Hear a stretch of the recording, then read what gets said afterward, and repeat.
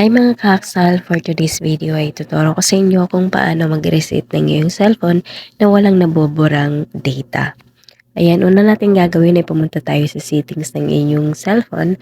Tapos dito sa search bar, ayan, yung Google Lens dyan, yung search bar, i-type lang natin yan at i-type lang natin yung backup, backup, ayan, backup and reset.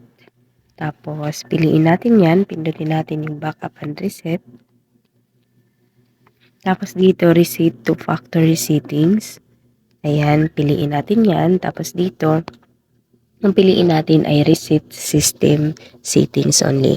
Kapag tinap natin yung reset system settings only, lahat ng settings, original settings ng cellphone ninyo ay babalik siya.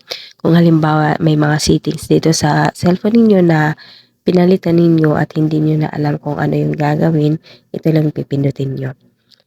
Huwag nyo pipindutin tong erase all data kasi kapag yan yung pinindot ninyo, mabubura lahat yung photos, music, lahat ng data or files dito sa cellphone ninyo. Yung magiging dating, yung phone ninyo ay babalik siya sa original nung binili natin. So, mabubura lahat. Kaya ang pipindutin nyo lang kung gusto nyo i-reset yung cellphone ninyo, lalo na yung settings ng cellphone niyo para bumalik sa original, pindutin niyo lang ay reset settings systems only. Ayan, ganun lang po siya kadali.